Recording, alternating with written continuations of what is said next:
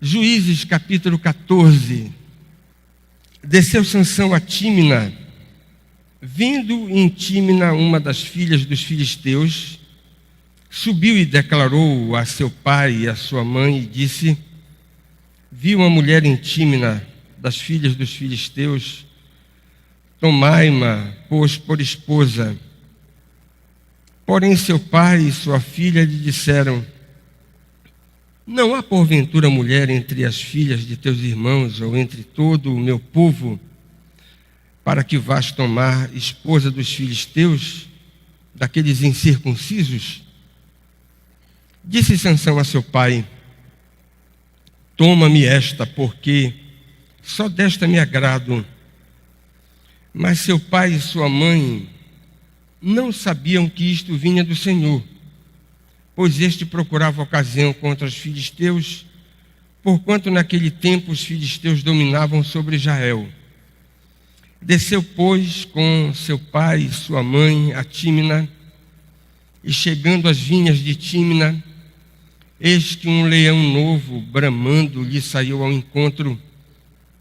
Então o Espírito do Senhor de tal maneira se apossou dele, que ele o rasgou como quem rasga um cabrito, sem nada ter na mão.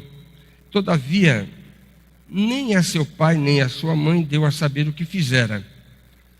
Desceu e falou àquela mulher, e dela se agradou. Depois de alguns dias, voltou ele para a tomar. E apartando-se do caminho para ver o corpo do leão morto, eis que neste havia um enxame de abelhas com mel. Tomou o favo nas mãos e se foi andando e comendo dele. E chegando a seu pai e a sua mãe, deu-lhes do mel e comeram. Porém não lhes deu a saber que do corpo do leão é que o tomara.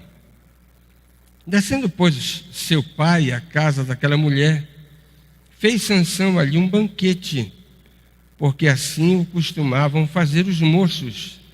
Sucedeu que, como o vissem, convidaram 30 companheiros para estarem com ele.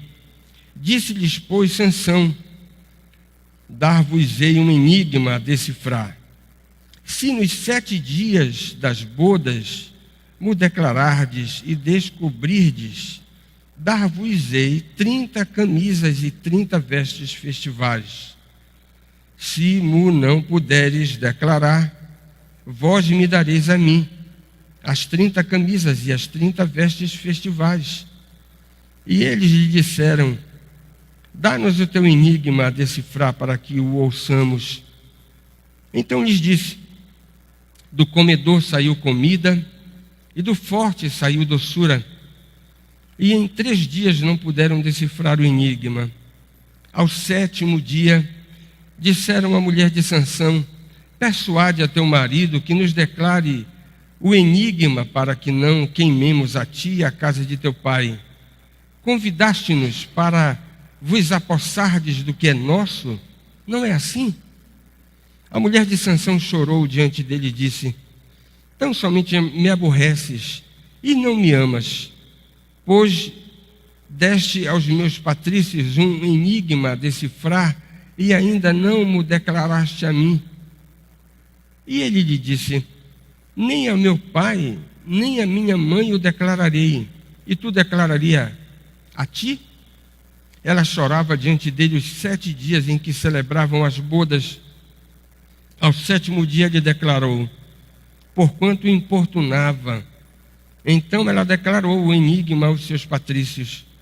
Disseram, pois, a Sansão os homens daquela cidade ao 7º dia, antes de se pôr o sol: que coisa há mais doce do que o mel e mais forte do que o leão?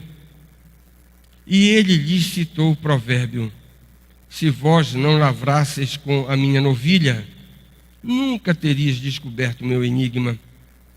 Então o Espírito do Senhor de tal maneira se apossou dele, que desceu aos asquelonitas, matou deles 30 homens, despojou-os e as suas vestes festivais deu aos que declararam o enigma.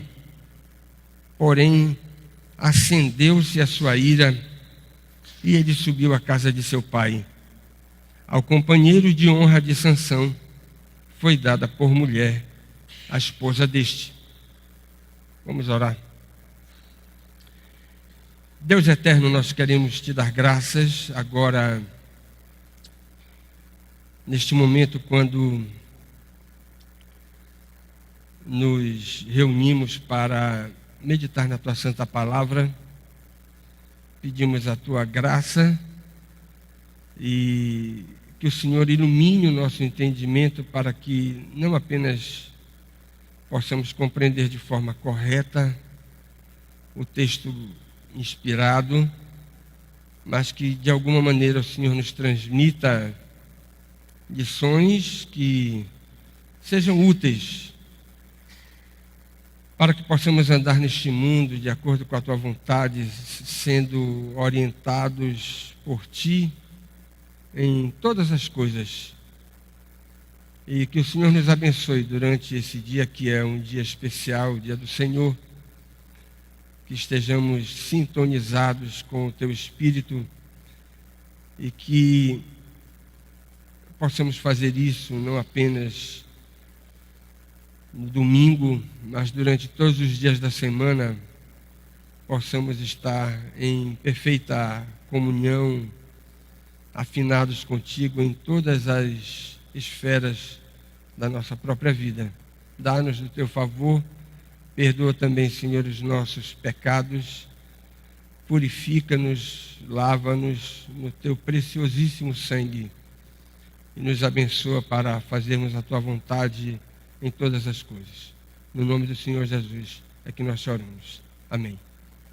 Segundo o registro de Juízes, a gente pode dividir a vida de Sansão em 3 partes. A primeira nós já vimos, que é no capítulo 13, onde você tem o anúncio e o nascimento de Sansão. A segunda parte da vida de Sansão consiste do registro das suas façanhas por ocasião do tempo do seu juizado, que foi de 20 anos, naquele período da história antiga, do Antigo Testamento. E a última parte da história de Sansão, você tem no capítulo 16, que é a morte dele.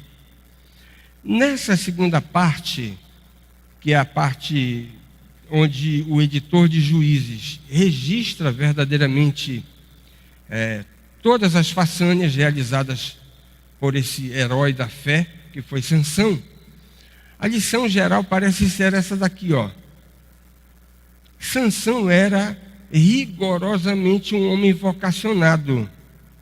E como um homem vocacionado, ele precisava, primeiro de tudo, experimentar um altíssimo grau de dependência da graça de Deus. Do contrário, ele não seria capaz de realizar as façanhas que nós encontramos no registro do próprio editor. E não apenas dependência, porque alguém poderia dizer o seguinte: bem, vou depender rigorosamente de Deus em todas as coisas, mas vou viver como eu quero. Não.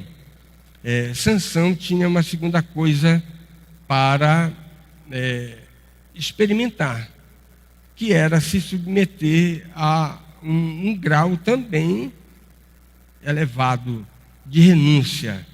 E preste atenção, vocação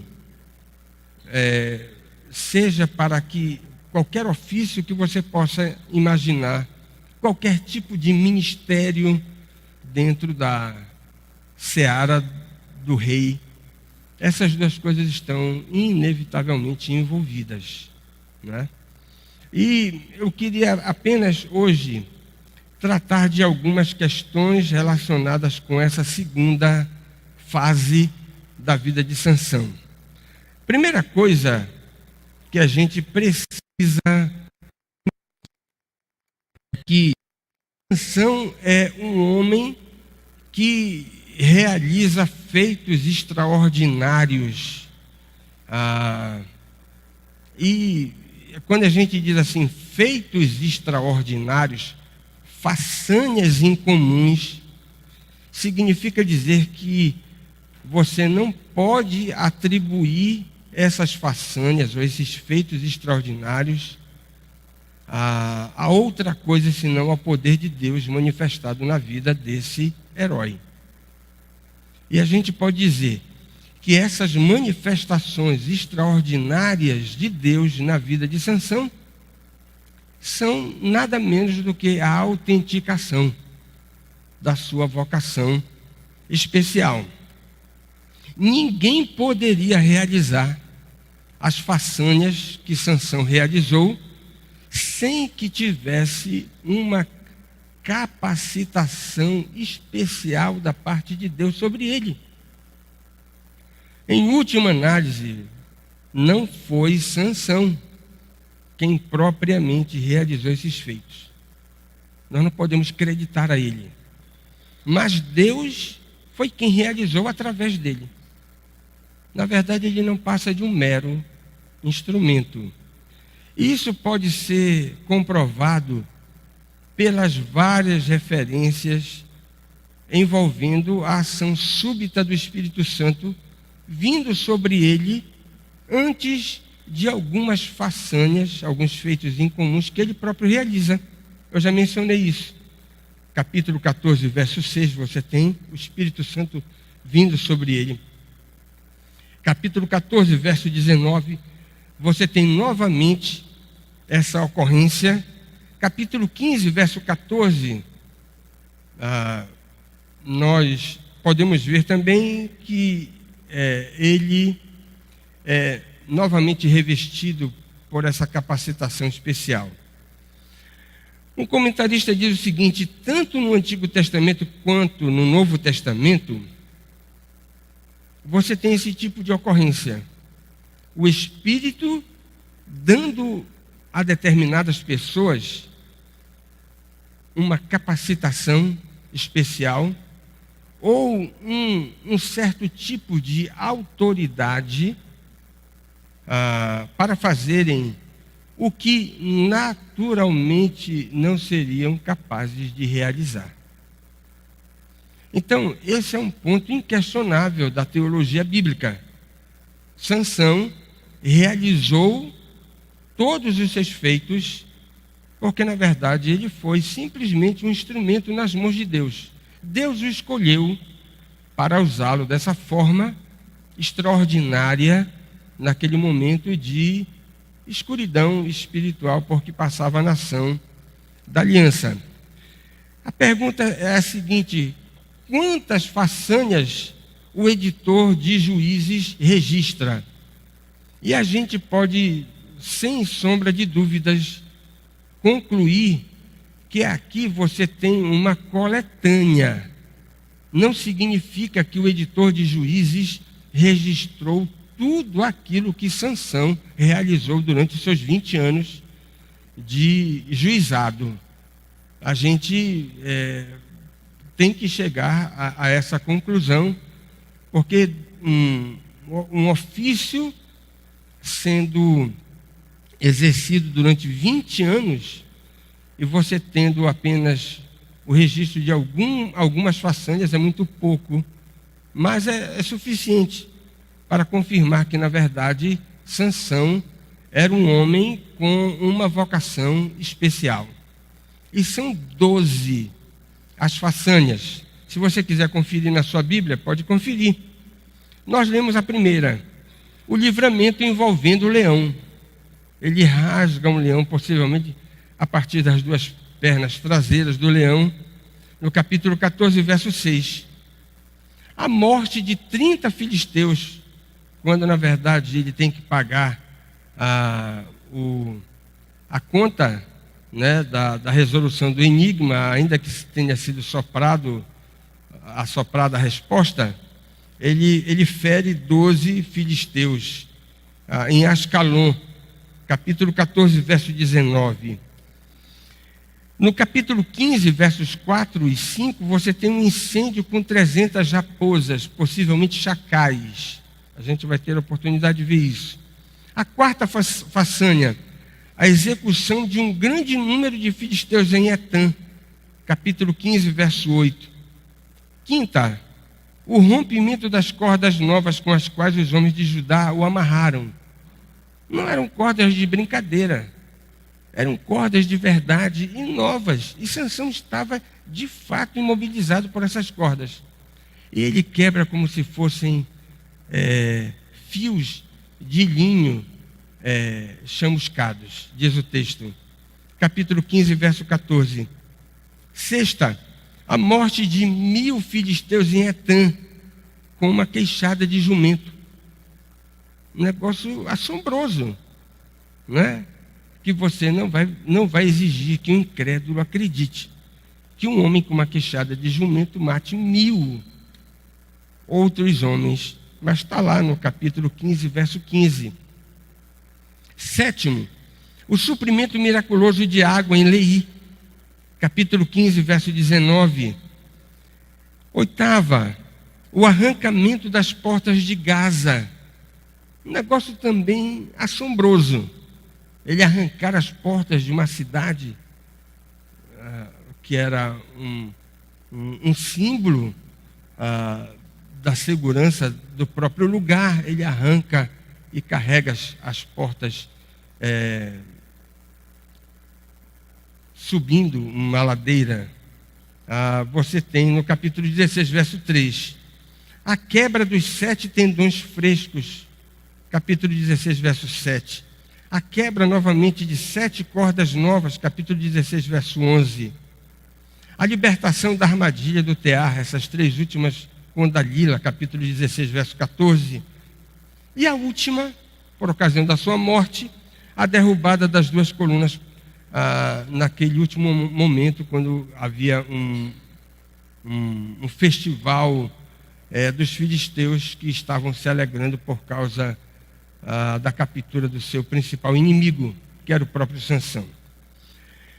Muito bem, apesar de nós termos 12 façanhas selecionadas pelo editor de Juízes, apenas para constar, nós não devemos identificar essas 12 façanhas com os 12 trabalhos de Hércules, porque você tem na literatura antiga, secular, um registro mitológico envolvendo Hércules, que também realizou 12 façanhas, e nem com os 12 poemas da epopeia babilônica de Gilgamesh, por uma simples razão. E muitas vezes aqueles que querem trazer algum descrédito sobre a inspiração das Escrituras costumam dizer que os escritores bíblicos copiaram esses mitos da literatura secular para que fossem incorporados na história de Israel, para dizer que o próprio povo da aliança também teve experiência com feitos extraordinários, miraculosos, operações poderosas da parte de Deus que eles professavam. Na verdade, esse tipo de identificação não procede por uma simples razão. O texto de Juízes é reconhecidamente anterior a esses 2 mitos que foram mencionados. Tanto os 12 trabalhos de Hércules, como a epopeia babilônica de Gilgamesh. Então, se alguém copiou, foram os pagãos, os incrédulos. Se a gente estabelecer algum tipo de vínculo entre essas histórias, o texto bíblico é reconhecidamente anterior a esses 2 documentos antigos que eu mencionei. Muito bem. Uma segunda coisa. O desempenho do ofício de Sansão, ele está estritamente relacionado ao cumprimento do seu voto. E aqui, a gente precisa afirmar isso, porque presta atenção, nós não somos sacis. Saci é que pula só com uma perna. Nós temos 2 pernas. De Gênesis a Apocalipse, você tem a soberania de Deus e você tem a responsabilidade humana. Se você ficar só com um lado, você vai ser um saci. E não pode. Você tem que reconhecer na sua humildade que você não consegue harmonizar como você gostaria essas duas realidades. Mas não é porque você não consegue harmonizar satisfatoriamente a soberania de Deus com a responsabilidade humana, é que você vai optar por uma das duas verdades que você tem de Gênesis e Apocalipse. Você tem que humildemente reconhecer. Essas duas coisas estão na Bíblia. Não posso negá-las. Eu só não sei corretamente harmonizá-las em muitos e muitos momentos, em muitos e muitos registros, e até na minha própria experiência pessoal. Não é nenhum demérito humildemente reconhecer isso, a nossa própria limitação. E olha como isso se encaixa aqui. Nós combinamos a responsabilidade humana quando dizemos o seguinte: olha, Deus chamou Sansão para realizar um propósito especial antes dele nascer. Deus disse: olha, estéril vai conceber e vai ser menino. Esse menino vai ser crente e mais do que isso, ele vai receber um ofício e ele vai cumprir o propósito que Deus estabeleceu para ele nesse ofício. Essa é a soberania de Deus. Agora a gente pergunta: bem, mas isso vai acontecer assim automaticamente? Ele pode viver como ele quiser? Não. Ele vai ter um voto sobre ele. E ele vai ser abençoado até quando ele cumprir de forma correta esse voto, que é o voto do nazireado. Então aqui nós combinamos maravilhosamente a responsabilidade humana com a soberania divina. Quando nós olhamos para a soberania divina, nós dizemos assim: ó, ele é um vocacionado. E ele vai ser um instrumento para realizar feitos que humanamente ele não seria capaz de realizar. Mas do ponto de vista da responsabilidade humana, nós dizemos: ele vai desempenhar o seu ofício, mas ele vai desempenhar até quando ele cumprir o voto que ele recebeu para observar, que é o voto do nazireado. Sansão era um juiz autêntico, divinamente vocacionado, mas precisava andar de forma obediente para confirmar a unção divina sobre o seu ministério. Precisava disso.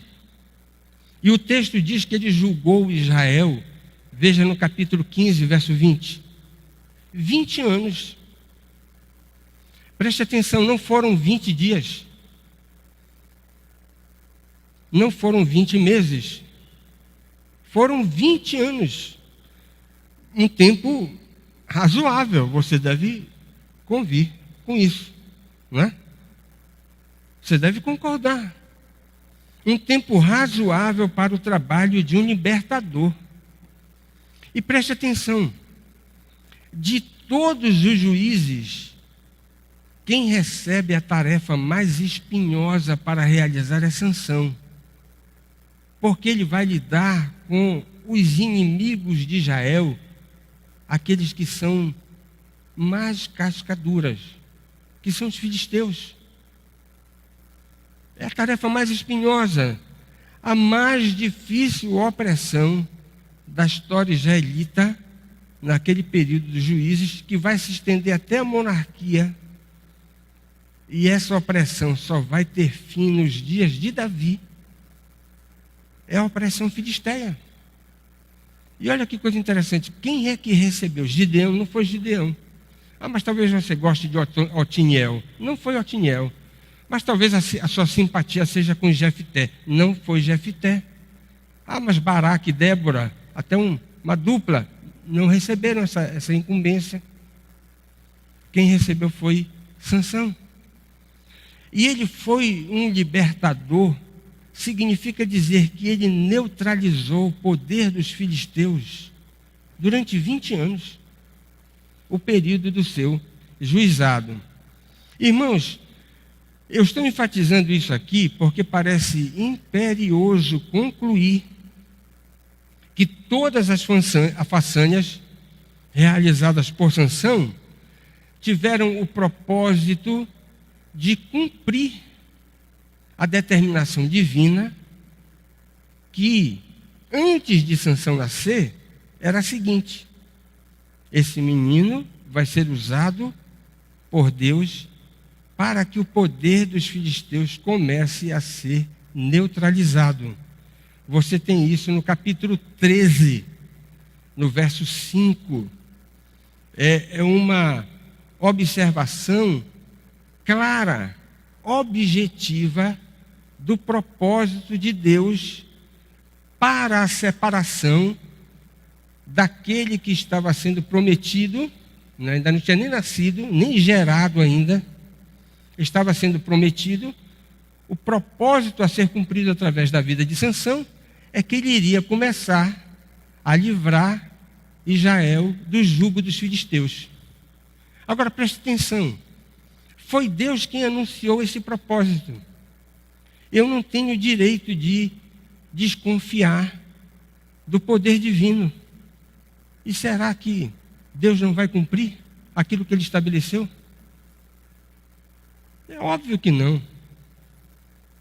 Deus vai cumprir o propósito que Ele estabeleceu para a vida daquele instrumento. Agora presta atenção.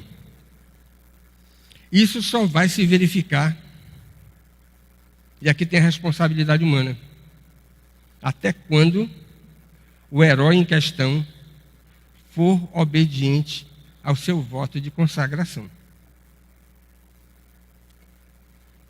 É apenas o começo do livramento. E esse começo vai se estender até quando ele for obediente. Agora, que voto era esse? Cabe aqui rapidamente descrever aquilo que nós temos num único texto, no que consistia o voto do Nazireu. Números, capítulo 6. Nós não vamos ler, do verso 1 até o verso 21. Você pode ler em casa.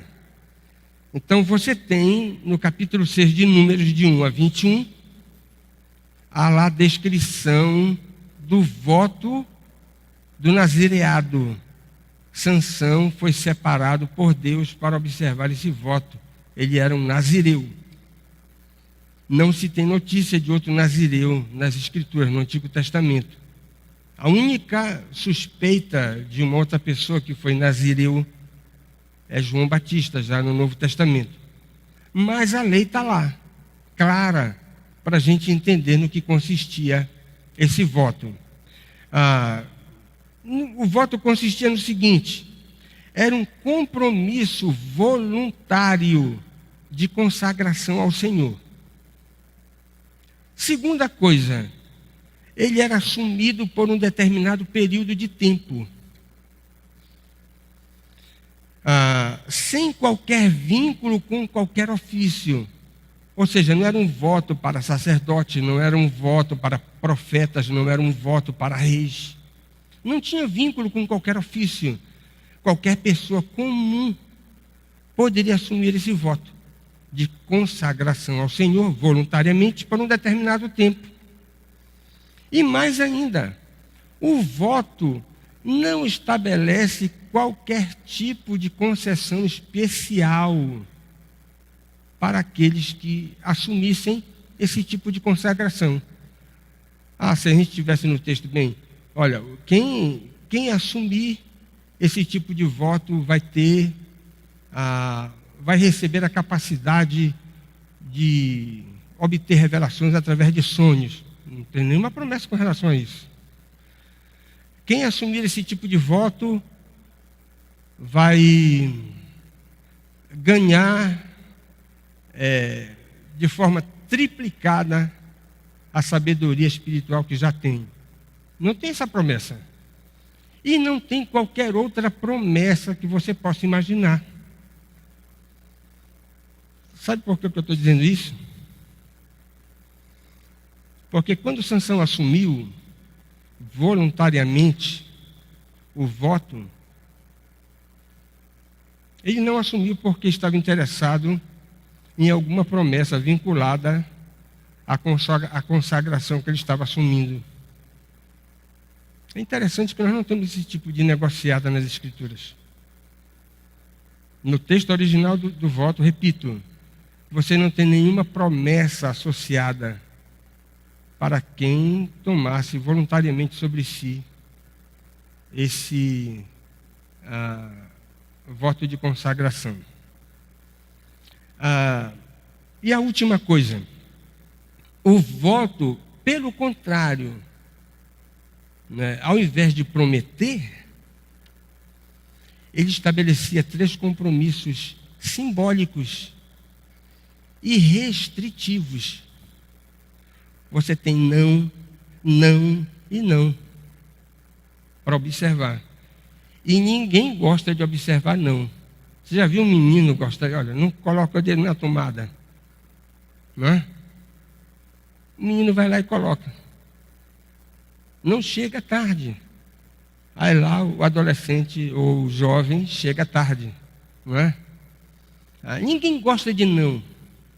Mas é interessante como você tem não nos 10 mandamentos. Não é? Parece que Deus conhece a natureza humana, é resistente aos não. E nesse voto você tem 3 não. Olha lá.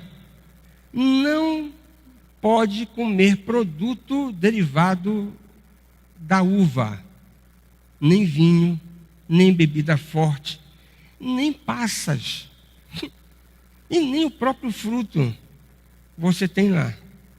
Abstinência, né, dos produtos da uva. Segundo não cortar o cabelo. Para alguns até gostariam disso, né? Tem gente que não gosta de cortar cabelo. E homem, né? Essa semana eu fui num banco, estava o camarada lá, olha, eu digo, esse camarada é nazireu. Então, o cabelo estava no meio da costa. Deve ter assumido algum voto. Né? Um homem com cabelo comprido no banco. Funcionário. E o terceiro não.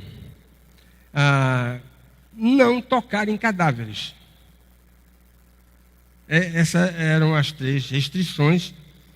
E havia um simbolismo por trás de cada uma delas que eu não vou mencionar.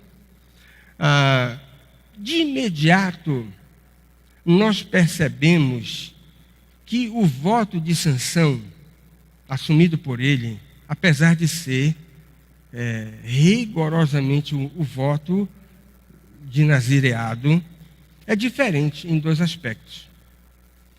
Primeiro aspecto, não foi uma decisão espontânea sua. O voto de nazireu era uma escolha espontânea da pessoa. No caso de Sansão, foi uma determinação divina, antes dele nascer, diante da qual ele se submeteu. Você tem essa observação no capítulo 13, verso 5, que não foi Sansão quem escolheu, mas foi Deus que determinou o próprio voto para ele. Essa é uma primeira diferença. A segunda diferença é que o texto de Números diz que o voto do nazireado era temporário. E no caso de Sansão, foi vitalício.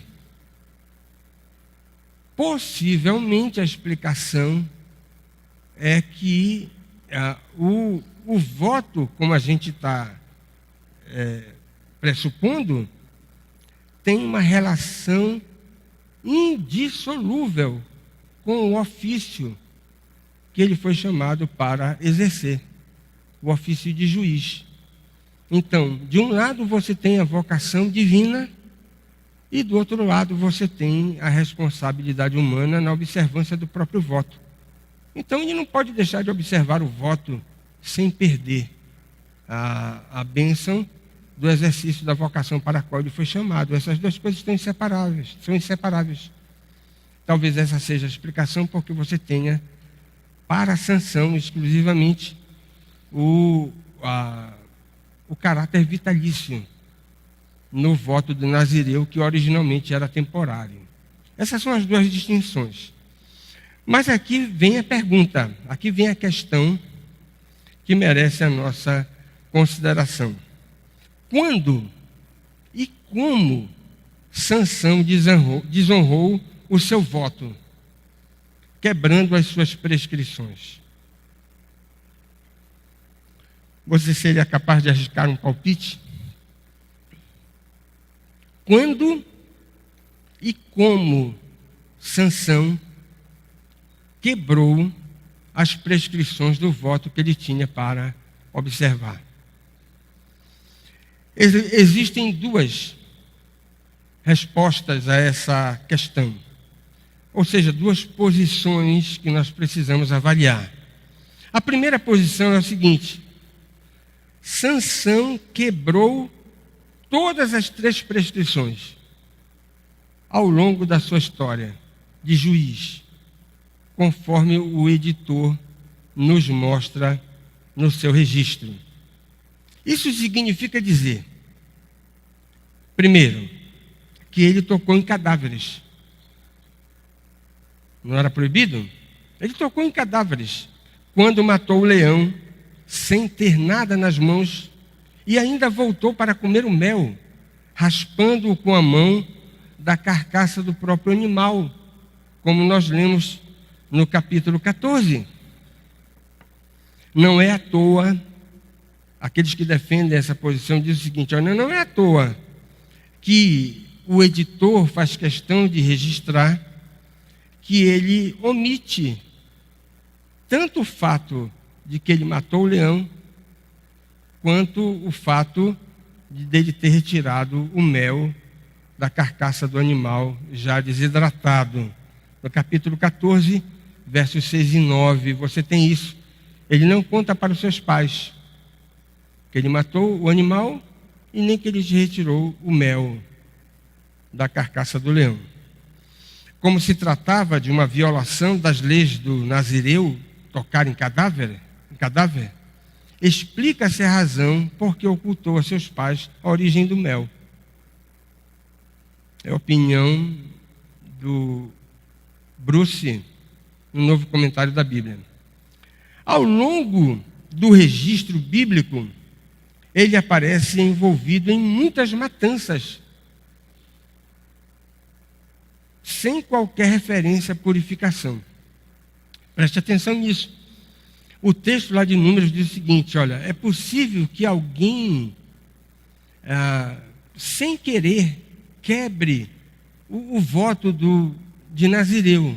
Por exemplo, uma pessoa pode morrer subitamente nos braços de um Nazireu, e aí ele vai ficar contaminado, mas não estará perdido o seu voto.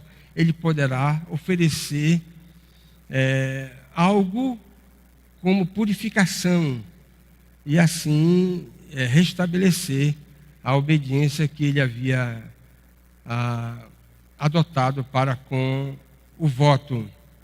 Você tem isso lá no texto de Números. E no registro de Juízes, você não vê Sansão envolvido em nenhuma espécie de purificação por ter quebrado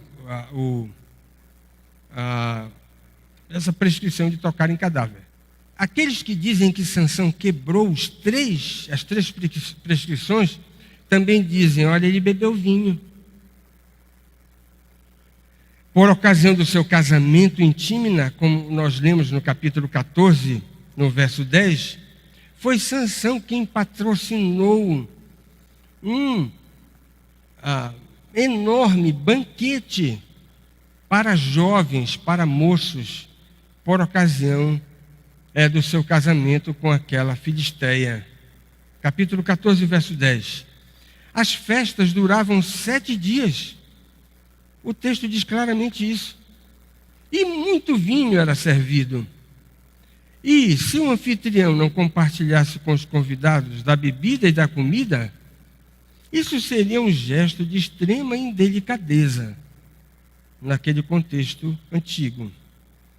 Apesar do texto não afirmar diretamente a bebedice de Sansão, segundo as normas orientais, seria muito difícil que ele, como anfitrião, pudesse justificar a sua abstinência. Dizem aqueles que defendem esse tipo de posição.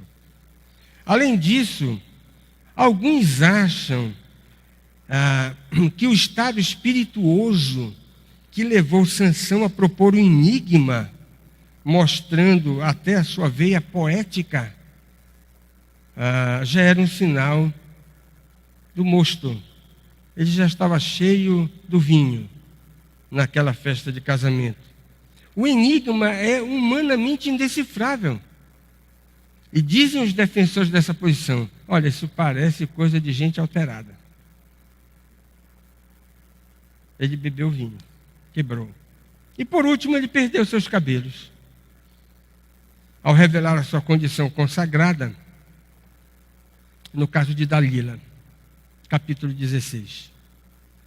Irmãos, não há nenhuma indicação no relato bíblico que Sansão fosse um homem de notável envergadura. Não era força natural que havia nele. Ele era um camarada com uma estatura avantajada e que durante a sua adolescência e mocidade havia feito muito ferro nas academias da época. Nós não temos nenhuma indicação disso na história. A sua força descomunal era produto exclusivamente da capacitação divina, uma manifestação da graça de Deus na sua vida, a fim de que, através daquela capacitação, ele pudesse cumprir o propósito que Deus havia estabelecido para ele. Quando ele revelou o seu segredo a Dalila, e ela cortou os seus cabelos, veja no capítulo 16, verso 19, ele imediatamente perdeu a sua força extraordinária. Obviamente que a sua força não residia diretamente nos seus cabelos. Ninguém pode chegar a essa conclusão, né? O cabelo longo era apenas um aspecto simbólico que confirmava o cumprimento, a obediência que o próprio Sansão havia estabelecido quando assumiu os termos do voto do nazireado. Desde o início e progressivamente, diz um comentarista, Sansão quebra o seu voto de nazireu. Ele toca no cadáver, ele bebe vinho, ele corta o seu cabelo, e ele nos dá as referências que eu já mencionei. Mas, irmãos, você é simpático com essa interpretação? Se você for simpático, você está em boa companhia. Tem muita gente boa que concorda com essa posição. Mas ela enfrenta uma dificuldade que nós não podemos deixar de reconhecer, que é uma sinuca de bico. Bem, se todos os defensores dessa primeira posição estabelecem que Sansão quebrou todas as 3 prescrições, significa que ele quebrou repetidamente o seu voto. E não há nenhuma indicação no texto bíblico de que ele restaurou a sua obediência mediante as prescrições que você tem lá em Números 6. Vem a seguinte questão: ele quebra repetidamente as 2 primeiras prescrições e ainda continua sendo poderosamente usado por Deus? Ele toca em cadáver e não perde a sua força? Várias vezes. Imagine com aqueles 1000 que ele matou com a queixada de jumento. Para começar com o leão. E se ele bebeu vinho, bebeu só no casamento, né? E ao beber vinho no casamento, ele não perdeu sua força, porque ao perder a aposta, ele foi lá e matou 30 filisteus, com a força descomunal que lhe era concedida por causa da obediência ao voto. Como é que ele quebra o voto e continua sendo poderosamente revestido? Bem, mas alguém, eu tenho uma solução para isso, né? Mas eu acho que é uma solução tanto desajeitada, que é sugerir que ele só perdeu o seu vigor espiritual quando ele quebrou os 3. Ele quebrou primeira prescrição, continua com poder. Quebrou a segunda prescrição, continua com poder. Mas ele só perde o poder quando ele quebra a terceira prescrição, que é o corte do cabelo. Ele tocou em cadáver, bebeu vinho, e agora quando ele corta o cabelo em bem, ele perde o poder, a sua capacitação extraordinária. Irmãos, isso não parece ter apoio no próprio texto da instituição do nazireado.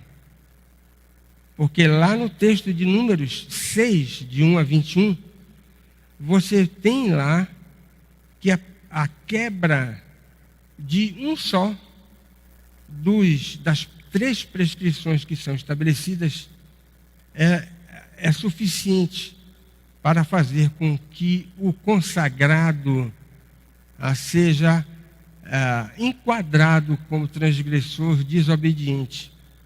Então, é uma solução um tanto desajeitada imaginar que Sansão só perdeu o poder quando ele quebrou a terceira das 3 prescrições envolvidas no voto.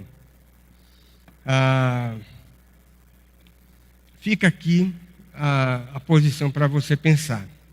Mas ainda bem que não tem só essa. Tem uma segunda posição. Ele só quebrou o seu voto quando ele descobriu o seu segredo para Dalila e ele teve o seu cabelo cortado. Ali ele quebrou o voto e por isso ele perdeu a sua capacitação, o seu poder. Aí você pode dizer assim, bem, e o caso do leão? O caso do leão está excluído. Uma vez que no texto lá de Números capítulo 6, versos 1 a 21, que é onde você tem a lei do Nazireu, diz respeito cadáveres a pessoas e não a animais mortos. As inúmeras mortes envolvidas no cumprimento da sua missão como juiz também estão excluídas. Uma vez, presta atenção nisso, que não se tratam de defuntos, que parece ser a prescrição lá de Números capítulo 6, de 1 a 21. Ou seja, estou colocando aqui a palavra defuntos para pessoas que morrem naturalmente. Essa é a prescrição lá de Números 6.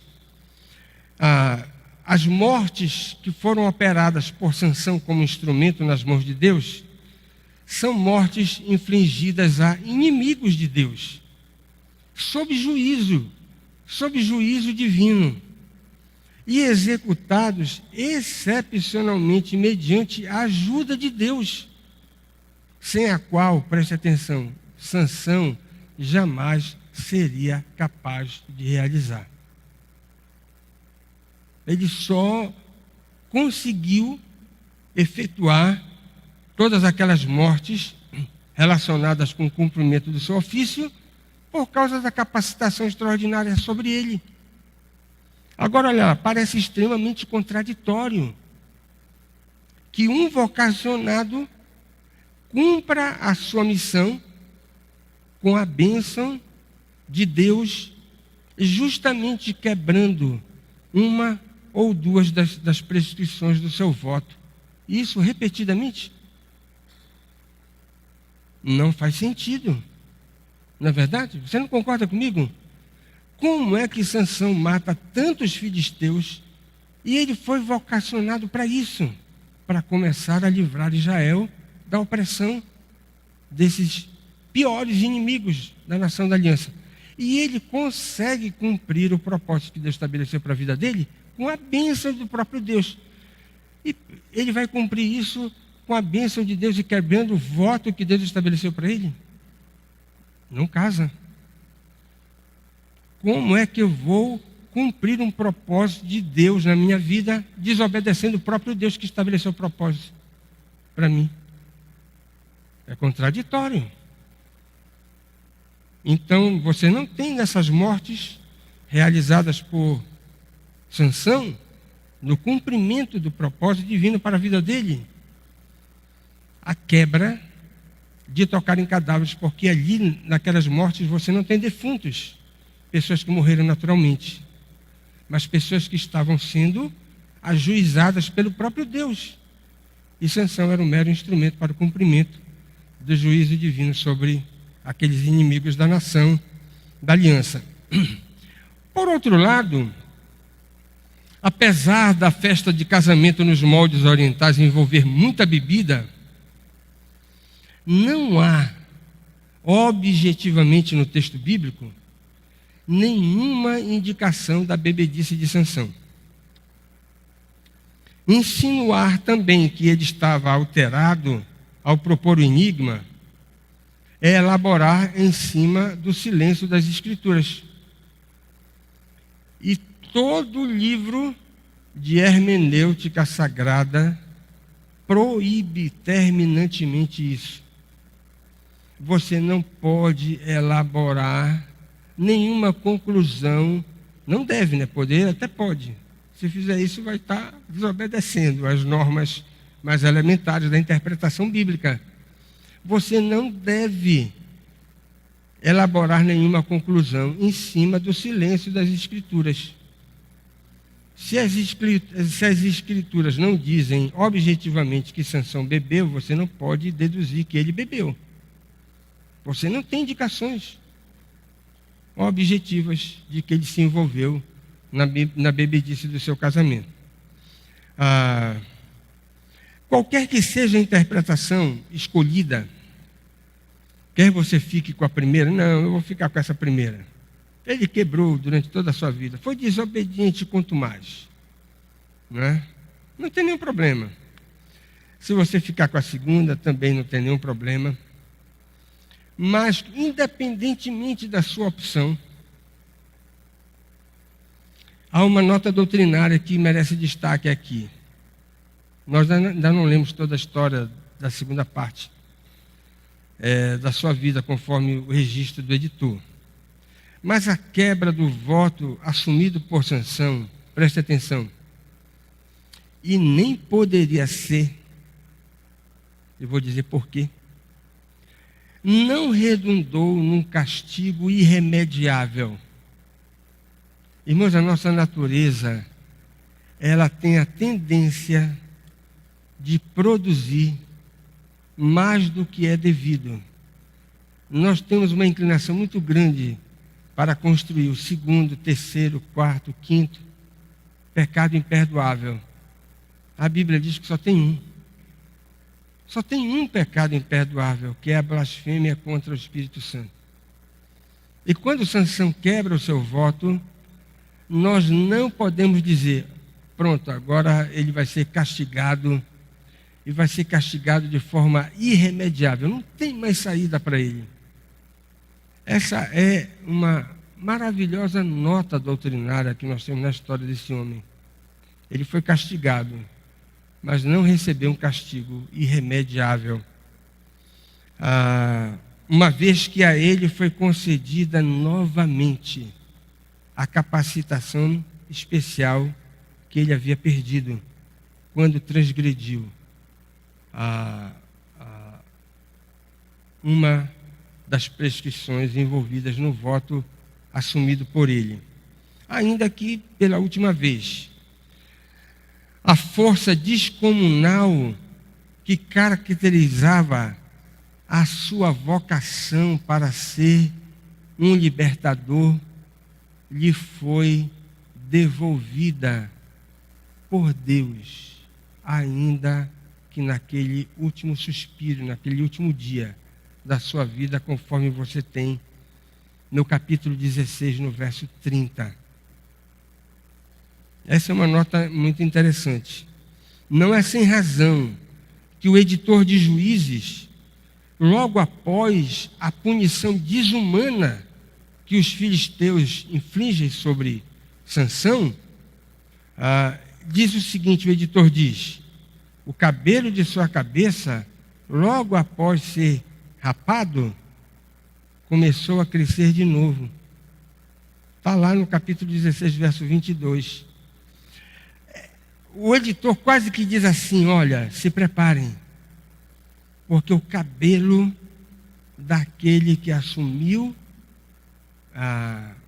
o voto de Nazireu para ser um instrumento nas mãos de Deus e que quebrou, através dessa única transgressão de cortar o seu cabelo, o cabelo está nascendo de novo. É possível que Deus revista novamente esse homem da capacitação extraordinária que ele temporariamente perdeu. Essa nota parece antecipar que a concessão extraordinária que revestiu Sansão durante aqueles 20 anos lhe seria restituída numa última vez para realizar a sua última façanha. Vale a pena lembrar que o texto de Números sobre a instituição do nazireado, o texto prescreve alguns procedimentos aplicados à quebra do voto, para que o consagrado não fique impossibilitado irremediavelmente de continuar assumindo o voto que ele tomou sobre si. Ou seja, o próprio texto do nazireado, em Números capítulo 6, não fala de punição irremediável para quem quebra o próprio voto. E você não pode aplicar isso a Sansão, a fim de que ele seja colocado numa posição de condenado de forma imperdoável, para sempre. Ele recebeu a capacitação que ele havia perdido para realizar a sua última façanha. E essa é uma nota de esperança que nós temos na história desse herói da fé. Eu quero fazer 2 observações para a nossa instrução hoje pela manhã. Quando você pensa em pessoas vocacionadas, separadas por Deus para o exercício de algum ofício, de algum ministério, se você tem consciência que Deus lhe chamou na seara, que é grande, os trabalhadores são poucos, se você tem consciência que Deus lhe chamou para exercer algum ofício, algum ministério, algum tipo de consagração envolvida na obra do Senhor, nunca se esqueça disso. Todos os homens vocacionados para o desempenho de qualquer ofício devem ser vistos apenas meramente como instrumentos nas mãos de Deus para o cumprimento dos seus propósitos. Não há qualquer virtude espiritual distintiva, muito menos superlativa, nesses obreiros. E que a gente possa dizer, olha, foi por isso que Deus escolheu esses camaradas. Essa é a nota repetida do livro de Juízes. Todos os libertadores foram escolhidos, selecionados por Deus, usados por Deus, apesar deles. Não havia em nenhum deles, a começar de Otiniel, terminando por Sansão. Se você quiser ir adiante, pode ir até Eli, que foi juiz também, pode ir a Samuel, que foi o último juiz. Nenhum desses. E agora eu vou mais além. Nem o oficial mais graduado da igreja cristã. Você pode pensar no apóstolo Paulo.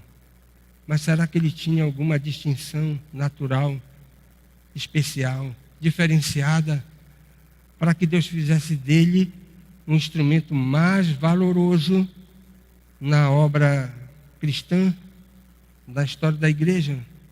Não, ele foi um mero instrumento. Ele próprio diz, eu trabalhei mais do que todo mundo, mas não fui eu. Foi a graça de Deus sobre mim. A gente pode dizer isso de todos os juízes, de todos os vocacionados, de todos os tempos, de todas as épocas, até a volta gloriosa do Senhor Jesus, na sua segunda vinda. Não existe nenhum obreiro, nenhum oficial, nenhum vocacionado em que a gente possa justificar a escolha divina por alguma espécie de virtude existente neles. Não tem. É meramente graça. Como é graça na salvação, Deus não escolhe ninguém para salvar por alguma espécie de mérito. Também Deus não escolhe nem ninguém para um serviço especial, vocacionando essa pessoa por alguma virtude que essa pessoa tenha. Não existe isso. E com Sansão não é diferente. Mas a segunda coisa,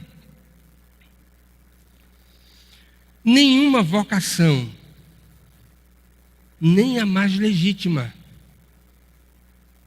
Talvez você possa pensar bem, e será que isso se aplica ao caso dos apóstolos? Se aplica. Nenhuma vocação se sustenta com a devida autoridade sem o concurso contínuo da obediência aos padrões de fidelidade exigidos pelo próprio Senhor da Seara. Aí você tem as duas coisas. Você tem a vocação como sendo o triunfo da graça de Deus em escolher uma pessoa para ser meramente um instrumento, a escolha divina. Do outro lado, você tem a responsabilidade humana. Essa pessoa que foi, sem mérito nenhum, escolhida para ser um instrumento nas mãos de Deus, vai ter que observar padrões de fidelidade que são estabelecidos pelo próprio Senhor que chama. Essas duas coisas estão inseparavelmente ligadas. Não há vocação espiritual sem votos. A pessoa, alguém, olha, eu estou aceitando servir a Cristo numa determinada esfera. Você tem que assumir votos. Mas eu não quero votos, então não tem lugar para você. Até para ser crente, você tem que assumir votos. Os votos que fiz, eu os manterei, ó Deus, render-te ações de graças, pois da morte me livraste, a vida e da queda dos meus pés, diz o Salmo 56, o texto do nosso boletim. Não há vocação espiritual sem votos, mas preste atenção, não há também poder espiritual sem santidade. Essas duas coisas estão inseparavelmente casadas. Vocação, votos. Poder espiritual, santidade. A responsabilidade humana. Essas duas coisas nós não podemos separar. Deus casou essas coisas e o matrimônio de Deus é indissolúvel. Não é? E aquilo que Ele abençoou, nós não podemos. Aquilo que Ele juntou, nós não podemos separar. Vamos ficar em pé e vamos orar. Deus eterno, te damos graças pela Tua palavra e louvamos o Teu nome pela bênção de poder esquadrinhá-la, pela disposição que o Senhor concede ao nosso coração para entendê-la, tentar entendê-la. E abençoa, Senhor, os nossos corações, no sentido de nos conceder a convicção plena acerca do Teu chamamento, sem qualquer mérito da nossa parte para pertencermos à Tua família. Que a cada dia o Senhor nos dê a graça de compreendermos isso com mais profundidade, e se desempenhamos algum tipo de serviço dentro da tua seara, que o Senhor também nos faça compreender esse privilégio imensurável de servir como um mero instrumento nas tuas mãos para o cumprimento dos teus propósitos. E abençoa também, Senhor, na nossa caminhada, para que sejamos obedientes, possamos continuar mantendo os nossos compromissos de fidelidade, santidade, de retidão, de justiça, todos aqueles padrões que o Senhor estabeleceu para que sejam autenticadores, para que fossem autenticadores da nossa vocação. Como crentes, nós queremos nos apresentar ao mundo com essas graças distintivas, a fim de que não sejamos colocados numa condição de suspeitos, professando o teu nome sem as credenciais correspondentes. Tem misericórdia, Senhor, de cada um de nós. E nos ajuda para que a cada dia possamos revisar esses conceitos e te dar graças por cada verdade envolvida em cada uma dessas prescrições. No nome do Senhor Jesus aqui nós choramos. Amém.